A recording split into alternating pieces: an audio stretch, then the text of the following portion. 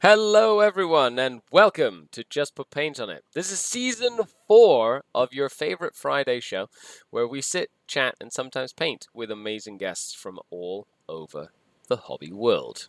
Today is a special day, for it is Tanya Gates, my wonderful co-host and co-founder's birthday today. Yay! Happy birthday, Tanya! Thank you. And we were all going to wear hats, and then we got lazy. Okay, so I was told about a hat. no, yeah, there's no hats. Hello, Mr. Fish. Happy Friday. Whoa, how are you? Today, well, I'm Skari, your Grateful Host. This is a show we do every Friday at 12 p.m. Eastern Standard Time. We sit, we chat with awesome guests. Today's guest is wonderful Simon Val Heffelfinger. This is not my real name, but it's stuck, and so everybody calls me that now. Who's now sort of like the main, I want to say, producer behind the scenes behind most of, if not all of your Frontline Gaming Network content, as well as a wonderful hobbyist and person who wants to see the square bases come back. Oh, they're not. I don't think that is a dream to be had. I think that is a reality we live in. Yeah, it's gonna happen at some point. AKA Warhammer Fantasy is coming back. You might hear me being a little. Happen at some point. Right now, it's happening right. Like literally, I literally played it a weekend ago. Yep, you did at the. You went to Du Bois, right? You braved but the. You're feeling sniffly. I'm just saying. I am. I am a little sniffly today. I got back from traveling to the Warhammer Grand Narrative and got the plain sniffles, and so I've been drinking lots of water and tea over the last couple of days. But I feel great. It's fine. Right. I don't feel like any worse. It's just I sound sniffly. Okay, so Tanya, why don't you tell us about you? What you're working on today? I'm working on Corsairs, as you can tell in the camera. Some old pirates that got to play in this weekend actually, which is really fun. And well, where can people find you? it's me. Let me talk. Never. Well, you can find me on Competitors podcast. Sorry, Val. You can find me on Forge the Narrative.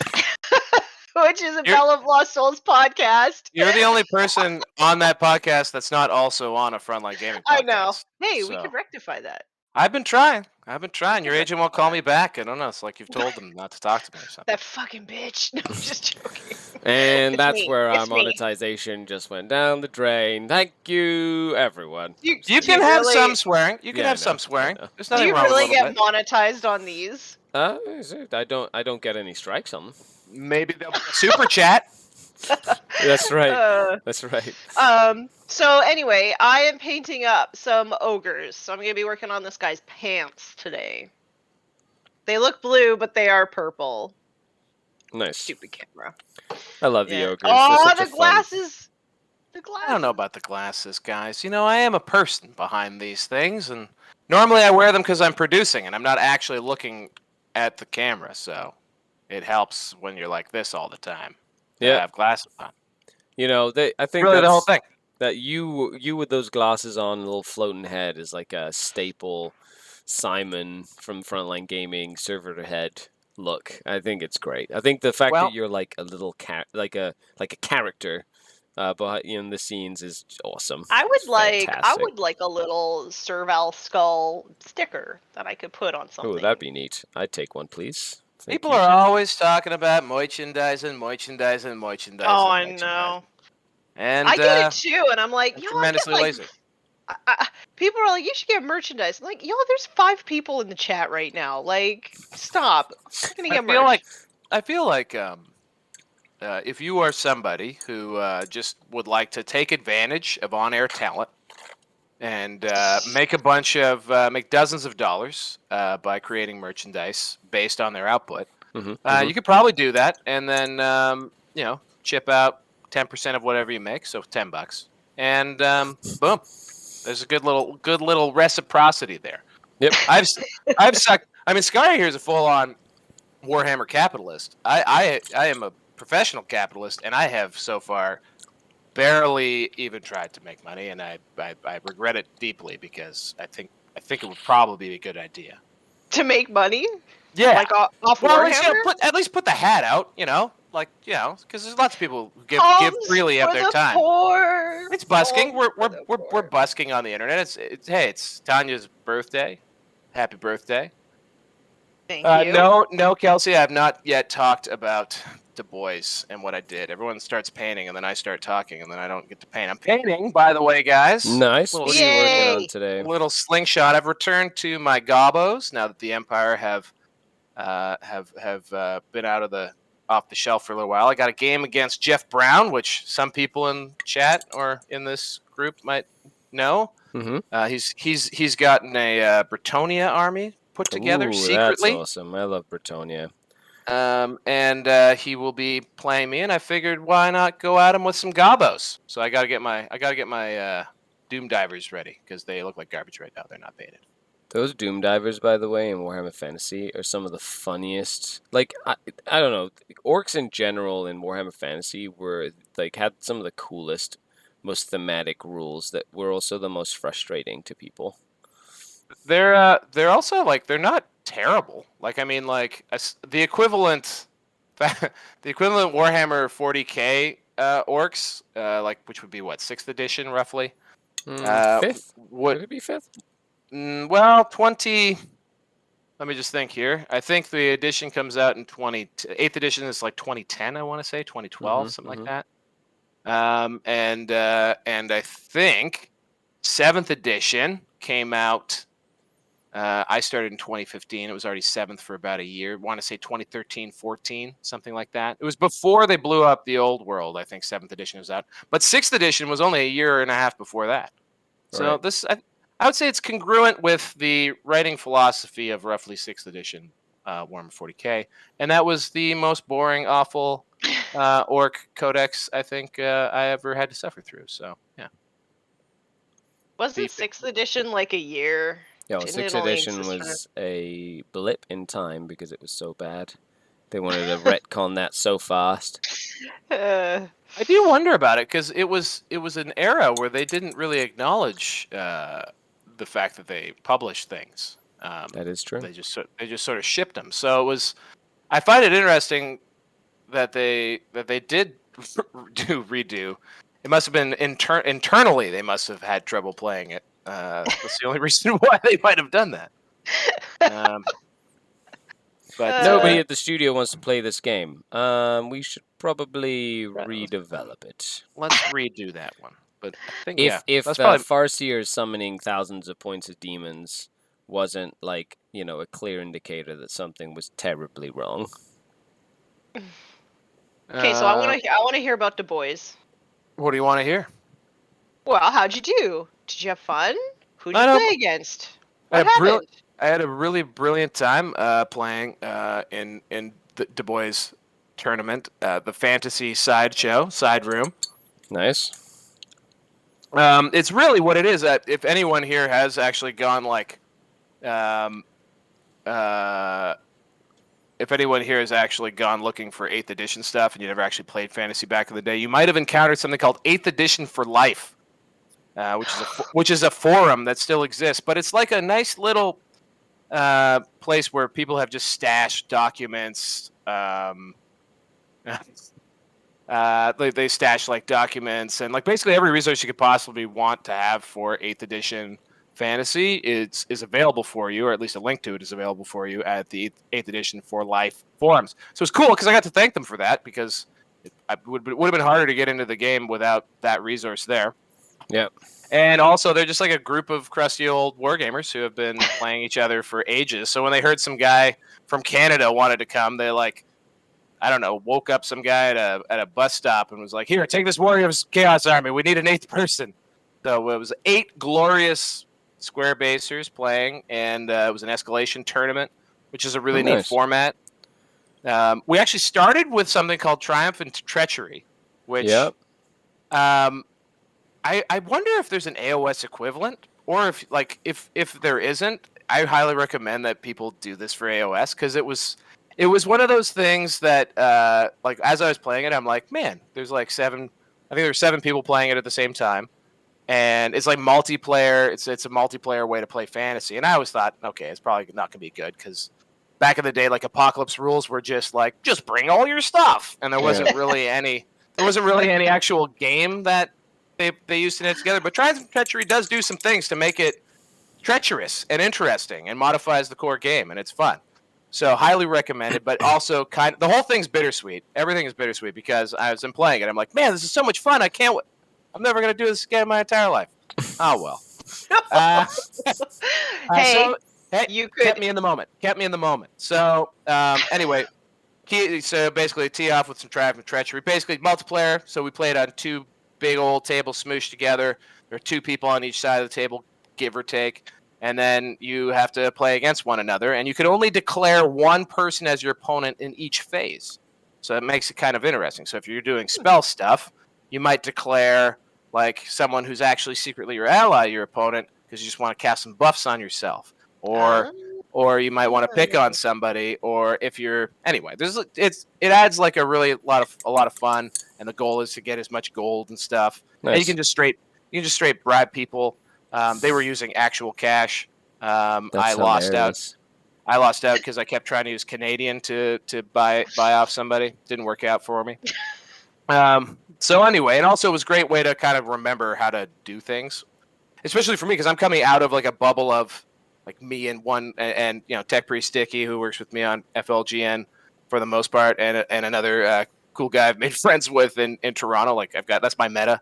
So I don't know if we're playing everything correctly. And also, of course, the Mountain, Steve, who's notorious for being incredibly precise with how he plays Warhammer. So I wasn't sure if I knew what I was doing. And I was pretty close, actually. I was pretty impressed. Nice. Anyway, the next day we did 3 rounds the next day, and it was 1,000 points, 2,000 points, then 3,000 points. And there were no set round times, which they probably wish they had made because Lord knows I took my time. I savored every game.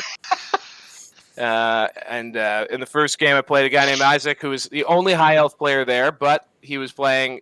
He's a narrative style high elf player, which means he brought a dragon that died unceremoniously every time. Stupid. Womp womp. Pour one out for the fire dragon. And then so he and I, but even at the 1,000 points level, like there's enough units on the table to do some fun stuff. And then and then we go to the 2,000 points level. Now you're adding, it's getting a little bit more beefy. I was playing Rich, who is hobbyist. He's at Hobbyist First on Instagram. I'm sure he would be pleased to get a shout out. And he does lots of lovely painting stuff and has some monster collections of 40k orcs and Empire Fantasy and stuff that you can go look at online if you want to. Nice. I know you want to. But Rich is a bit more cash, and he took his big beefy ogre bodies and he pushed up towards me. Unbeknownst to him, I was running a portion, only the good parts of a 2,400 point ETC list from a German fella. That was absolutely the most fun list. So it was based around 2 big old blocks of Empire infantry, some halberdiers. This is actually kind of, I think, how Empire, or what are they called? The cities of Sigmar operate in the new game is like buffs. So you just have your bros, and then behind them, I had a couple altars. I had a Hurricanum, and I had a War Altar. Yeah. Later on, I would add the Luminarch. And they give some really cool passive buffs, but specifically that War Altar also is able to do.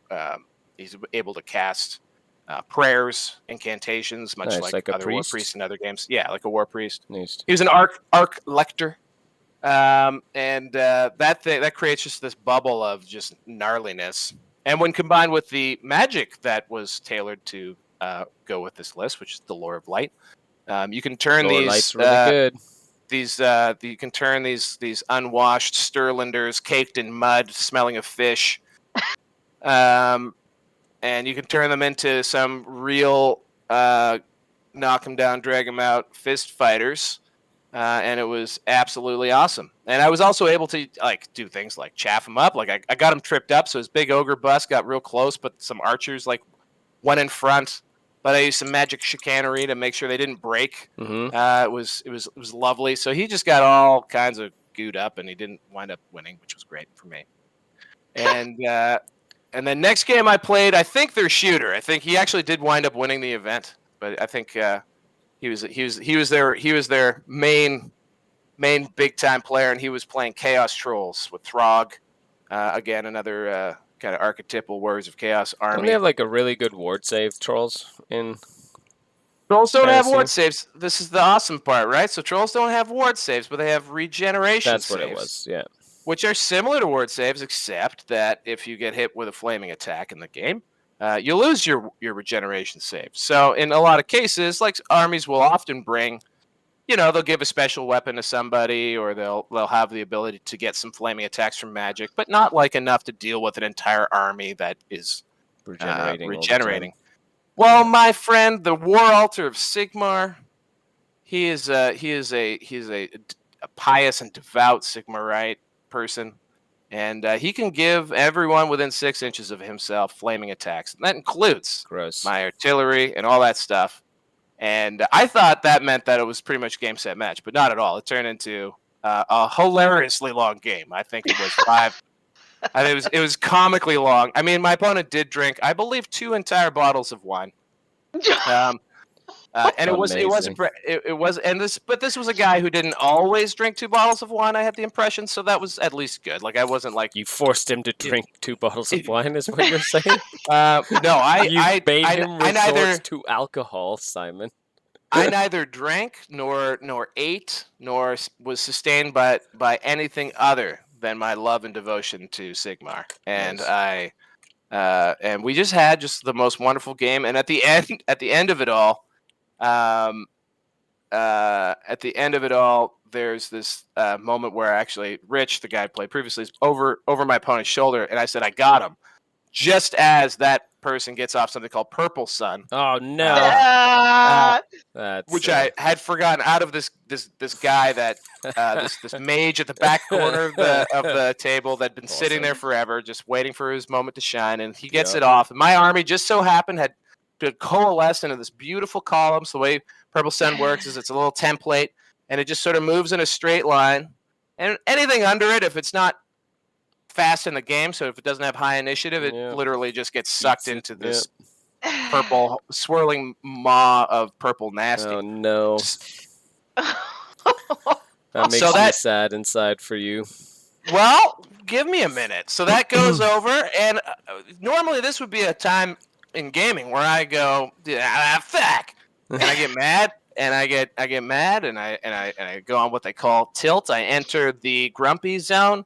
I maybe start saying things like, yeah, fine, yeah, okay, whatever, okay, yeah, roll it out, sure, cool, yeah, all right, cool. But no, not this day. I was 5 hours deep, and I was not losing this friggin' game. And I had this like Pegasus dude way in the back. He was like, there were some objectives in the mission we were playing. It was actually a really cool pack. I kind of want to grab them because they're simple but neat additions to the core book missions. Yeah. Anyway. So I had this little Pegasus guy, like Huron Pegasus, chilling in the like far back corner objective. He was my BSB, so he grants a big buff to everyone around him. So it's good to keep him safe. But he was also pretty beat sticky in a limited sense. Like he didn't have a high strength, but anyway, he could do stuff if I needed him. So I called his number.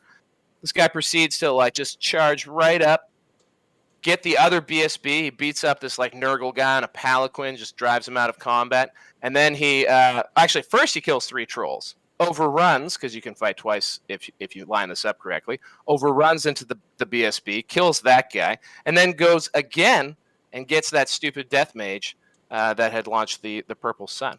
So heroically, I saw a move that most of the time I would not have seen. And I felt really good about it, and it was nice. It was very self-affirming. That's awesome. In general, it was a very nice tournament from that perspective because there was no like time crunch. So if the person you were playing wanted to play a real crunchy game, which 2 of my opponents really did, and I was down, we played for a very long time. And then finally, so that did get me. That just snatched it back for me at the very end. So I won that, and then I played my last round, 4,000 points against Skaven. Wow, that's a big game.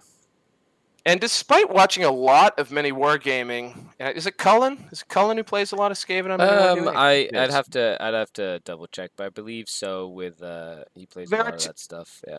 There are two regulars on Gaming with the Mountain or Mountain Yeah, Miniatures. Cullen, for sure. And who's the other one? Cullen and Luca plays a lot with Luca. Yeah, Luca's more of a Vampire Counts guy. Cullen plays Empire and Skaven.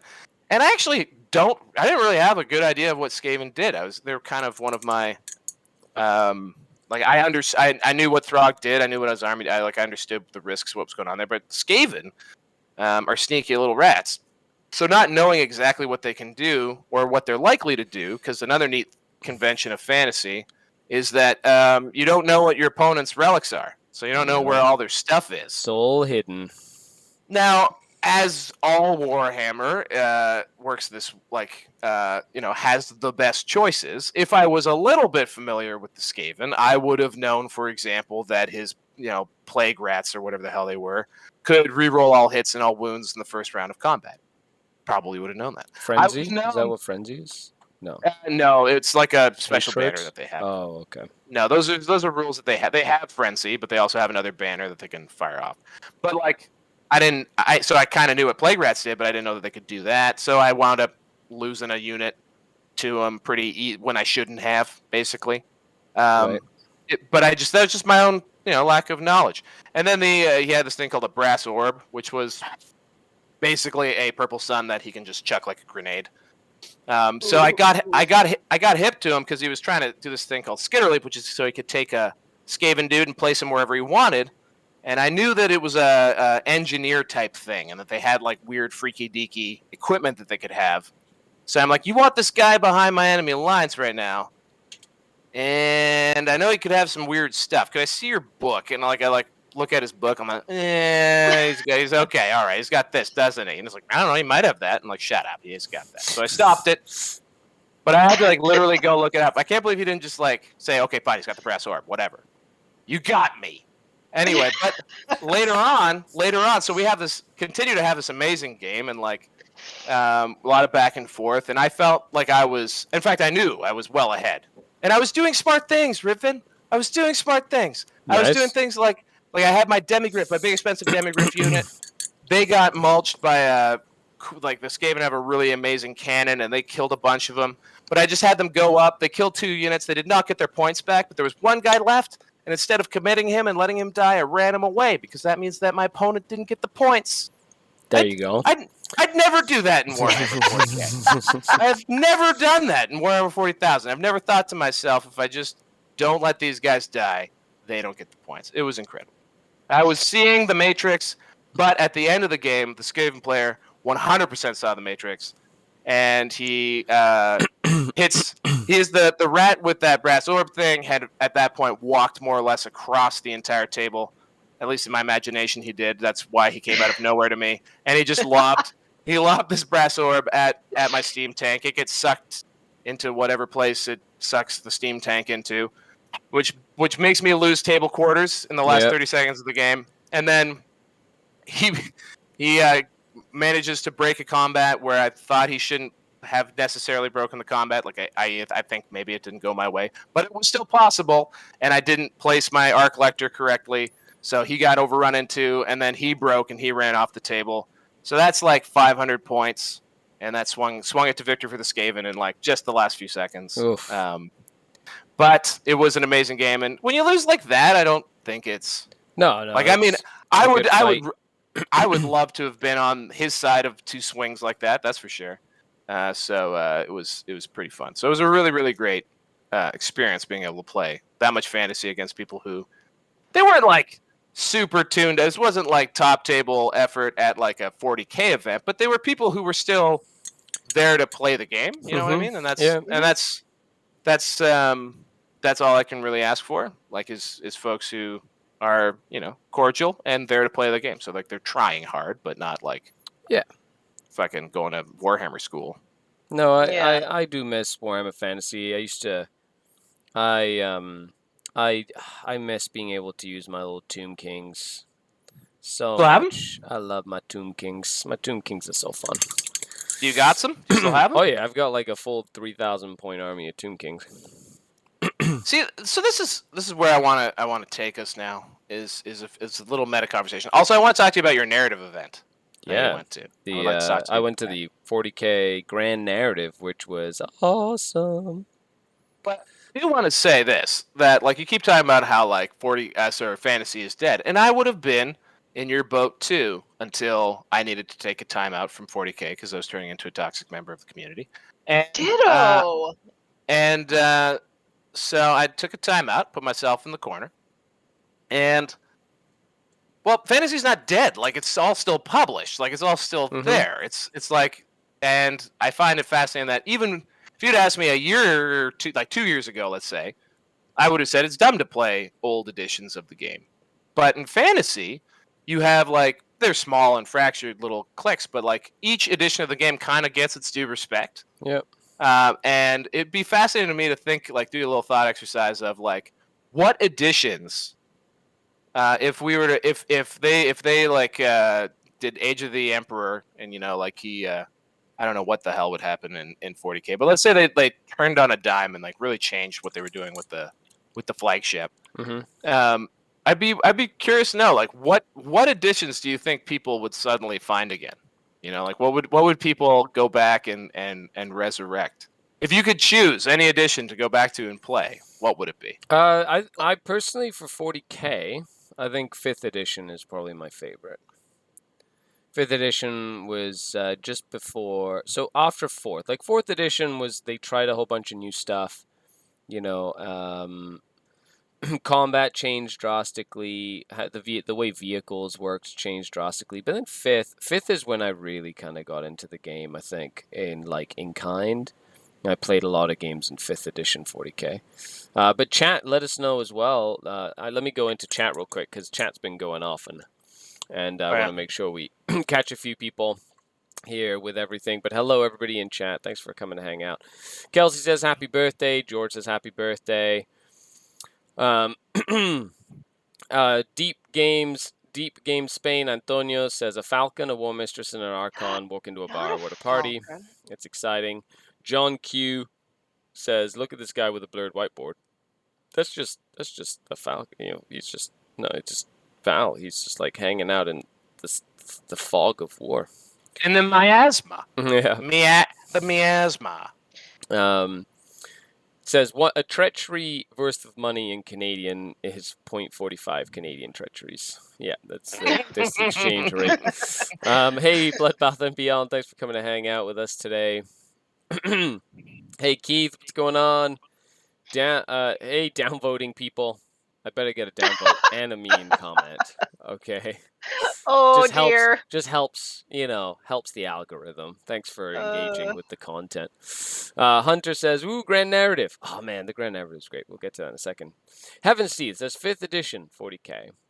John Q says 5th edition. George Thompson says 3rd was fun. Cosmic 3D Net says 3rd with declare all your shots at once. Ha ha ha. Val without his glasses is still shocking. Thomas says hello, everyone. So yeah, to be honest, I think 4th made vehicles like almost non-usable, because if you use them as transports, you'd get all trapped in them and like die horribly. With something that was called an entanglement. Which was, if your vehicle like got destroyed, the unit inside literally had to get out and spend a turn doing nothing. Even if they were like super fierce Terminators or whatever. If your vehicle died, your unit just sat there. Also died? Oh. They just sat there and did nothing. They just didn't do, and it was like the weirdest, most awkward part of the game. Oh look, my entire unit of Terminators. You killed my Land Raider? Oh, yeah. They overcorrect that really badly in 5th edition, though, don't they? Aren't vehicles like super prevalent? Yeah, like, so in 5th edition, they made like vehicles very, very hard to kill, but only specific vehicles, right? Because you didn't have like what were called hull points yet or anything like that, so you had to like kill a vehicle sort of like outright, and you could like blow off weapons. I don't think they had hull points until 6th edition. But in 5th edition, that feels like something they bolt onto the game. Yeah, like in 5th edition, I think the biggest proponent of that was there was only like, it was Wave Serpents and Falcons, right? Which kind of broke that system because they had so many defensive buffs. But I still What? think Fish Eldar was broke something? No. Eldar breaks everything. Like every edition, Eldar has some sort of crazy impact where you're like, okay, so you don't really follow the rules of the game, do you? They're like, nope. Well, for years that was because of the fact that they had vehicles that had toughness. That was really what their problem was. Because for some reason the Wraith Knight was grandfathered in as a thing that had toughness. It was one of the And- it was one of the only like it was a dreadnought with toughness 8, right? Yeah. So it was like Wraith Knights were meanwhile, pretty. Meanwhile, regular old dreadnoughts are just dumping around, getting nuked all the damn time. Yeah. So let's talk. Let's if I could host your show for a minute here. I am also. I will admit here. I tried to watch some of your awesome reporting from the narrative down in Santa Ana. Yeah, it was near Yeah. Albuquerque, New Mexico. Albuquerque. It was like 30 minutes out of Albuquerque in a little. It was a resort in the middle of the desert. It was actually really cool. Right. It looked like an absolutely gorgeous spot. Now, Mm-hmm. I will admit that my my sensibilities were on fire, and I found some of the narrative elements to be a bit cringy. And this is not a judgment on anyone involved. Probably more of a judgment on myself. But it was tough to watch at times. And so I wanted to get your opinion on how that was in the room. Like, how was it with like a bunch of cosplayers coming in and speaking in tongues and dressed like a farseer. I think I spotted a few of Michael Brandt's lieutenants getting press ganged into. Oh yeah, playing a few characters. So the way it worked was you had the 3 main characters, which were essentially the faction leaders. So you had the Corsair Captain, Starblade. You had the Kran, the Beast, which is like the Chaos guy, and then the Imperial like Commander. And they were all like cosplayers that were sort of like in role and in character for the event. And their job was just to kind of give us our orders and tell us like what the plan for the day was and kind of give us updates on how the faction was doing as a whole and sort of thing. So they were more like liaisons that way. Okay. The event was broken down into the 3 factions, the Imperial faction being the biggest number of people, and then like the Chaos and Interlopers faction being like 2 groups of like half the size of the Imperial side, basically. And the whole event was divided into 6 tournament rooms, essentially. And each tournament room was, had like 20 tables or 30 tables, and they were all individually themed rooms. And each room was themed to the battle zone that you were playing in. Desert, jungle, city, industrial zone. Like they each had like their different zones, and they all like had their own feel, their own terrain. The rooms smelt different depending on where you played. So like there was like candles. Yeah, like it's something. Did they use the GW candles? Maybe I didn't see them, but all I know is that like each room had a different scent. Like like the desert table was like a sandwood style smell, and the jungle was more like a jungly like misty smell. Anyway, so it was really cool. The music was different, the lighting was different. It was really cool. So it didn't just smell like feet and buttholes? Correct. Nice. So each of the rooms was sort of run by a TO, right? Okay. And that's where the other characters came in. They were like minor characters, but they were really the TO for that room. So they'd answer rule questions, and they'd let us know what the mission was for the day, like the specific mission. They'd also organize attacker versus defender. So you'd have like the defenders for the day. You'd be like, okay, Imperials are defending today. So who's the Imperials in the room? Okay, all the Imperials pick a table to defend. So all the Imperials would pick a side and a table on a table to sort of be their little defensive area. And then the attackers would like pick an Imperial to attack, right? And that's kind of how that would work. So that was really neat. And it wasn't really like it. To be honest, there was so many people there, like just having a good time that like it was very normal to have people in cosplay and kind of playing their characters, or I just wore it when I was walking around and during the debriefs, but then like during the game I like took my mask off and played like normal 40k, you know what I mean? So it was a very fun experience, and honestly, I feel like more events would benefit from, or they'd be cool to have more events like that, because it So I've was always really fun. so I've always wondered, like, just from a like execution point of view, because I know LVO has a very popular narrative tournament that they do.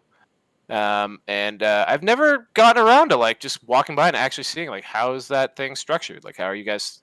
How does one tell a story narratively in a event? Like, is it just like essentially a campaign in a few days? I was just curious. Yeah, we did. It was for us. It was a crusade event, right? So we all had a crusade roster, and so we were able to sort of like build our crusade roster and things like that as the games went on. So our forces like got better and got battle honors and like things like that. So we there was like each person was sort of like playing their internal sort of like forces, trying to get them better and cooler and give them upgrades and make them neat and stuff, but at the same time fighting for like some players were just like all about their own glory, like the Tyranid players were like, how fast can I consume a planet with my crusade rules, and so they'd kind of do something like that. Whereas, some people were like, my goal is to try and get my character to legendary status. I don't care about the grand arcing missions, that sort of thing. They just wanted to get their like big character to be a legendary character or whatever. So there was, it was really fun. And then the big characters, their cosplay changed as the event went on. So like, the Imperial commander, by the end of the event, he was like limping on a cane, was breathing through a rebreather. Like, he was like, literally his whole demeanor changed, like Starblade had her headpiece change and had like scars on her face and stuff. And like, they put so much work and effort into those costumes. That's Elle and Fred Designs. You can find them on Instagram. But they did basically like help GW with all the cosplay stuff on really short notice. But at the same time, they were up at like 4 a.m. every morning, like making sure they were all in costume and stuff like that and going through everything. Yep. So there was like, the production value was phenomenal in my opinion, and I really enjoyed it. So Tanya, yes. oh, I was gonna do an abrupt left turn because I want to hear about your life as a TO, but go ahead. My life as a TO. I mean, I'm barely a TO. I'm gonna like, everything's gonna be random, pretty much. So, this weekend I'm running an Age of Sigmar, I'm gonna put it in quotes, tournament, to celebrate my birthday. So I'm running it me and my husband are running it together. And so I just want it to be super chill and relaxed. There's people who, like Alex McDougall, is going to learn how to play Age of Sigmar at this event. Hell yeah. Yep. That's so awesome. what it is everybody brings 750 points, and then I'm going to randomly assign partners. So it'll be 1,500 points per side, doubles tournament, randomly determined. And yeah, I'm just expecting shenanigans. And I wanted a smaller points so that if people wanted to just like shoot the shit at the table or whatever, they weren't going to be under so much of a time restraint to get her done. So lowers the barrier to like understand your army and get people out to give it a try. Sounds like you're engaged in a little community building. I am really engaged in building the Age of Sigmar community for sure. Like, I think we've got 3. So we've got Alex, who's going to learn how to play, and then we have 2, like a husband and wife couple who haven't really come out to play that much, so they're kind of new too. And so we're going to make sure and pair those people up with more experienced players, which is just literally any other person. But other than that, everything's super random. And yeah, we're gonna have cake, and there's no prizes, and nice. It's just gonna be. Well, cake is a prize, right? It's the prize. It's It's the best prize. it's everybody's participant ribbon, essentially, is a piece of cake. Nice. Nice. Yeah. Nice. And I just want to go into the chat and be like, George Thompson, why do you live so far away? Because I have one extra spot, and I would love for you to be the person who takes that extra spot. Drive the 5 hours or whatever it is to come to my birthday party, George. Do it. Do it. Do it. It'd be super fun. I think it's awesome that you're running events, or that you're starting. Like, it's great because a lot of the times, if a community doesn't exist, all it needs is somebody to start it. You know what I mean? And that's the kind of thing. Or like, if it's in its infancy, all it needs is somebody to sort of like get the work, or the groundwork in place for it to thrive. Plant that flag. Get that enthusiasm. So I used to really enjoy going to Warhammer 40k tournaments because there were just a lot of people there who were really helpful, who would like help you learn how to play and have fun and drink beer with you. And I don't know what happened over COVID, but all those cool people kind of just left.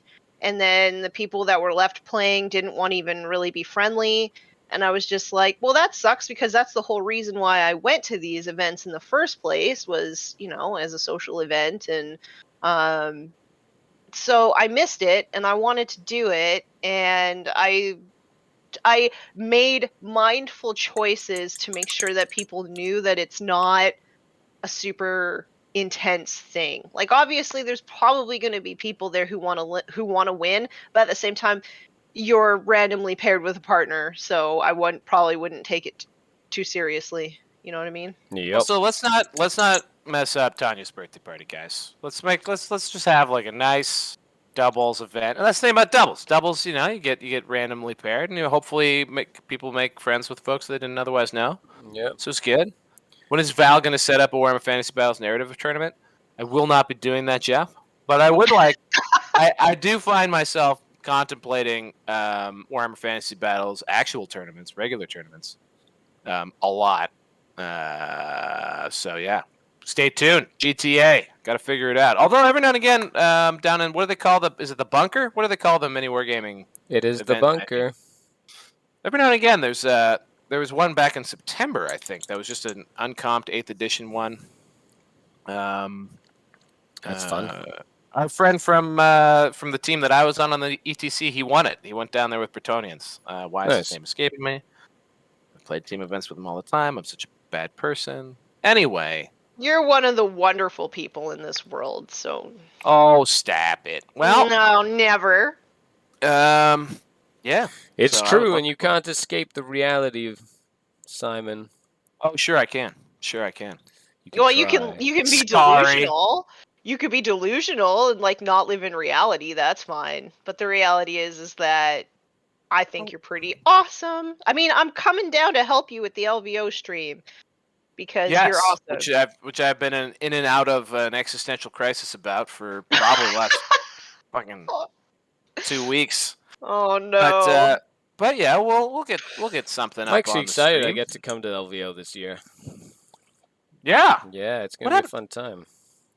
What went down last year? Can't remember. Probably not a great story. All right. Yeah. Well, Tanya, also feeling good about coming down. That's good. Yeah.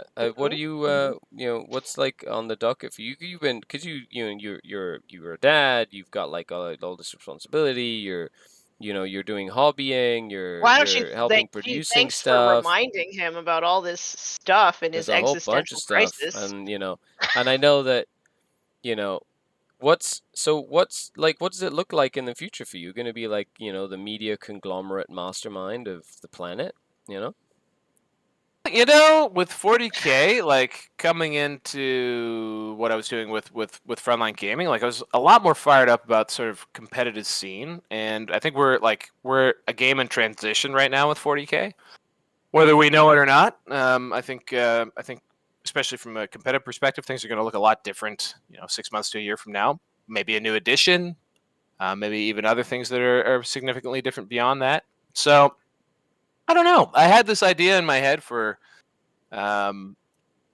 streaming that I think right now is actually kind of being successfully accomplished by Joe, War Games Live. He's out there every week.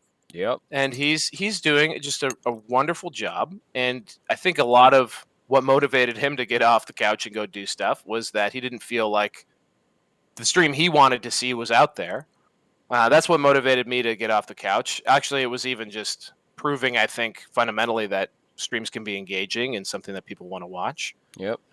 And I don't know if I've ever, maybe my goal is, of course, I'm an eternal optimist that LVO will be the best one that we do. But I don't know that I've really sniffed what I think a 40K stream can be yet. And so, yeah, I think chasing that dragon is fun, but it also takes a lot of effort and time away from other things. So we'll see how far it goes. But LVO is certainly what we're charging at right now. I love it because that's is LVO like the next big Frontline Gaming event? Yes, yeah, and then after that they'll tip over into the new season at Cherokee, and yeah, see how things go from there. But I have a lot of fun doing things like Grim After Dark. But if I'm being fully honest, like I'm not like super connected to, I'm not. I used to feel like, whether or not I was a content producer or whatever, I was still waiting for every drip of information. I was as plugged in and like hyped about 40K and tournament 40K and playing 40K as anyone I think can be. And that's almost entirely gone away. When I was hanging out at Du Bois, we wrapped up our event and they were sort of getting ready to do the awards. And so I was in the 40K area, and I don't know. I wasn't playing in the event. I'm not gonna paint them with the same brush that Tanya painted whomever she was playing against. But the room's energy was not where one that was really calling me back to the game. And then on the other side of the room, though, you had the tough crowd boys. Oh God! Girls, actually, boys and girls. Yes. Having the best time ever. And this is repeatedly now I've seen these at AOS events. Mm-hmm. The AOS side just having a party. It's like a Jewish wedding over there. And AOS is really fun. It just seems, and I can see too how for the first time ever I've began to think like, for me, I love Warhammer Fantasy in a lot of ways because during the pandemic I was sucked into these games like actually specifically 2 games, Vermintide. 3 games: Vermintide, Blood Bowl, and Warhammer Total War 2. Mm-hmm. And those games have incredible world building, and I really love the same reason I love 40K. It's got all of your favorite. Oh, you like elves? We got that. We got elves. You like Ratmen? We got it. We got Ratmen. You like big bellied ogre guys? We got those. And it's like all your favorite fantasy stuff, right? And also in a world with a lot of lore and stuff that's been built up over many years, has continued actually to grow too through the RPGs and stuff that have been published since the world blew up. So anyway, that's sort of why I really love fantasy, because I look at my toys and I can really see a rich world built around them, and I think that's a big part of why we like the games we play. Yep. AOS, I've never been able to do that. I can look at the models and I can say those models look cool, but I think that ogre looks cooler in the wastes, between Cathay and the Empire. I think my halberdier looks cooler, defending Altdorf than he does some sort of floating platform in a prism trapped on someone's desk. It's that kind of a thing where so the world building wasn't there for me, and it's not the game's fault. I've also never really tried, but the game part just does now strike me as fun, and so it's interesting that AOS is pulling me. Do it in a way that's actually not the way that both 40K and fantasy captured my imagination. But I have a Gloomspite army. Do it. That I bought secondhand that I was going to rebase, and I wound up actually just getting a different goblin army because I make responsible choices. And so I have a square-based army, and I have a Gloomspite army ready to go for when that book comes. So I think I will. Well, they did maybe preview some really cool models for the Gloomspite kits, right? Those guys look like hobgoblins to me. They do not look like goblins. They Not look the like Goblin they'd be really Goblins, good for the chaos. Wolf Riders. They're bringing back the Wolf Riders. I know, but they don't. They have more of a stab grat look to them. They look. I feel like, maybe I'm wrong, guys. I've been out of monologue here for a while, so please interject. But I feel like they're taking a right turn with AOS, and they're sort of they're defining those, I guess, races or whatever, or those armies in an AOS way. So now they have like the really sort of ugly, sort of spindly orcs. Is there what are they called? The Splittas or the Cruel boys. the Cruel Boys. The Cruel Boys are an aesthetic unto themselves, and they look like they belong in a different world. Yeah. And these Wolf Riders kind of look like they fit more in the Cruel Boy world. And maybe they look a bit like Hobgoblin Chaos Dwarfy to me. Like that's where they might fit. Actually, I have a bunch of Stab Grots. I think that's what they're called, Slit Grots. The little goblins that came with the Cruel Boys. I have a bunch of those for my Chaos Dwarves. They're in a baggie and they're in horrific shape, but nonetheless, one day maybe they'll be on square bases.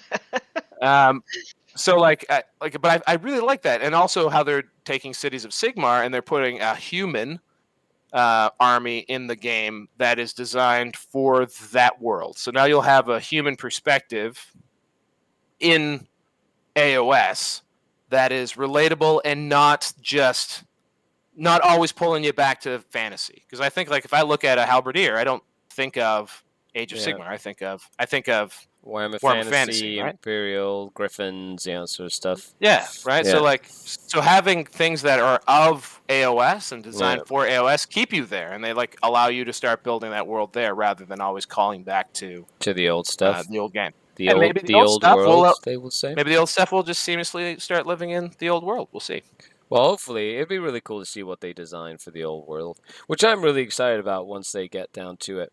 But we are coming towards the end of the show. It's this has been super fun to hang out with you, Simon. Val Heffelfinger, for anybody who's wondering. Also, Mark Korn says happy birthday, Tanya, and he's really excited to see us go down LVO all together. I know somebody asked if I was going to be a field correspondent. Honestly, I have no idea. I might just end up being like a gopher getting everybody coffee. We'll see. Tanya will be doing something incredibly important, whatever it winds up being. No pressure. Well, I mean, I just feel like I feel like people will listen to you. So you might have some sort of very linchpin role, whether that's telling them news or telling the person to go do the news. One of those two jobs. Go do the notes. Go do it. Get the job done. I made the mistake of telling Val that I had once been the president of a nonprofit organization, and he got really excited. I just feel like if you have a clipboard and a headset, like people are just going to do what you say. Like I feel like that's like if you put a clipboard in your hand right now too. And a blazer, come on. You're good. You got all Game the over, trappings. folks. Game over. Tanya's Jeff gonna Brown, take over Jeff the Brown, LVO.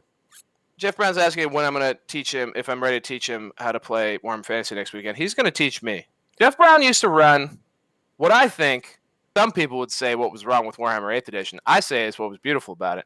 He used to run an army that had 4 100 goblin blocks of night goblins in it. Mm-hmm.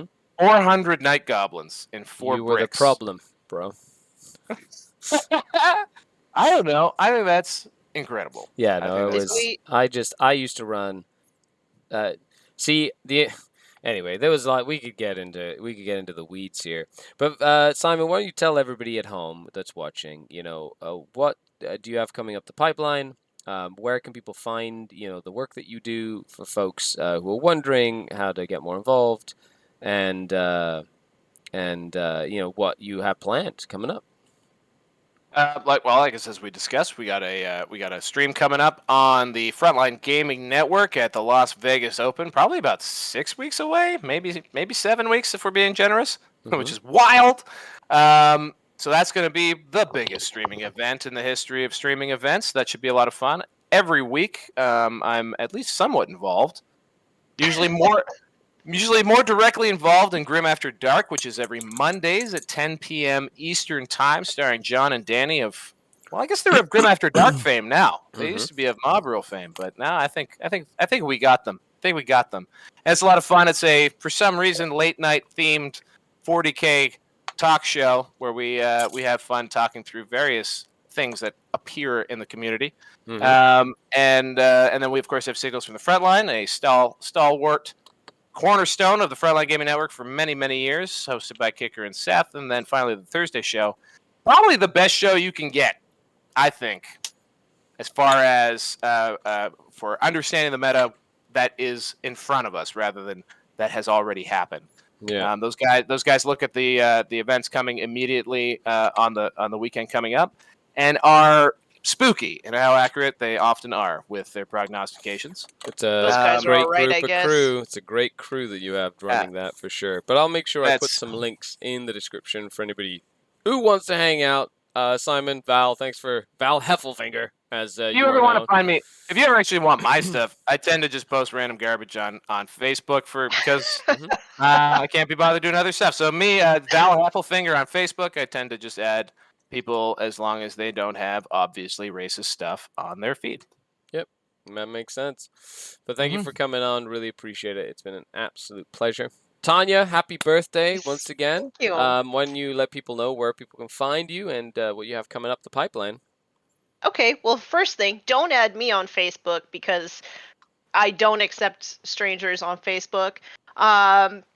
And you can find me on Forge the Narrative podcast. That's probably like the big thing that I do.